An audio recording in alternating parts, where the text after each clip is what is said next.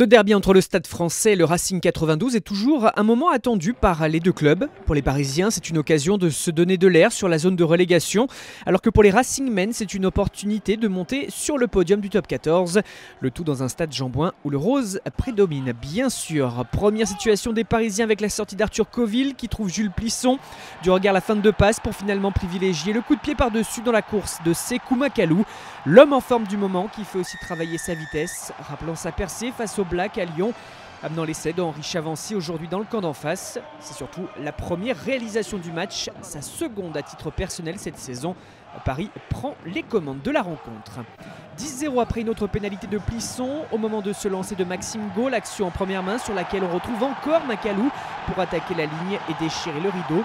Encore une fois une pointe de vitesse, la remise pour Veicea qui s'en va inscrire le second essai de ce derby au forceps. L'ailier fidjien profite de ce surnombre sur les extérieurs et l'écart commence à devenir conséquent.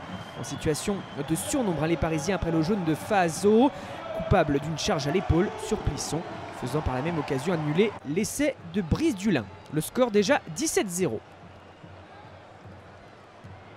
Une mêlée cette fois comme rampe de lancement avec Coville qui fait les bordures, joue grand côté vers Plisson, remise intérieure dans la course de Ensor. La ligne d'avantage est franchie, puis ce nouveau coup sur les extérieurs vers Veicea qui termine en solitaire et fait le break. Paris réalise une énorme première demi-heure et l'on constate que c'est un nouvel essai en première main pour les joueurs de la capitale. Une combinaison dans l'axe et Veicea qui porte son total d'essais cette saison à 6. 24-0. Le Racing reste sur 4 victoires consécutives et se doit de réagir. Il fait le choix de jouer une mêlée après une pénalité et termine en force pour réduire l'écart par son troisième ligne, Fazo, qui avait été averti en début de match. Teddy Iribarren avait permis de porter le jeu sur la ligne. Et ce départ aura gagnant 24-7, le score d'ailleurs à la mi-temps.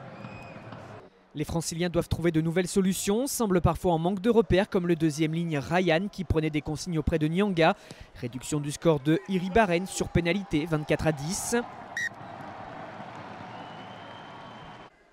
La réponse de Plisson, 27-10. Les Parisiens ont quand même un petit peu plus de mal à être dangereux depuis la mi-temps. Un ballon d'attaque dans une très longue séquence et les Racingmen font des choix différents. Ils se montrent cette fois plus pressants. Et Iribarren parvient à percer grâce à ses crochets. Le premier relais de Venceslas l'aurait, puis la conclusion sous les poteaux de Brice Dulin. Il reste moins de 20 minutes. Paris a déjà pris 120 points depuis le début de la saison dès que cette barrière symbolique est franchie. Et le Racing se prend à y croire de nouveau. Les Parisiens n'ont marqué que 3 points depuis la pause et se sont déjà fait rejoindre face à Oyonnax après avoir eu une large avance. Mais les Racingmen auront-ils les ressources pour refaire un retard qui sera monté jusqu'à 24 points? C'est la grande question.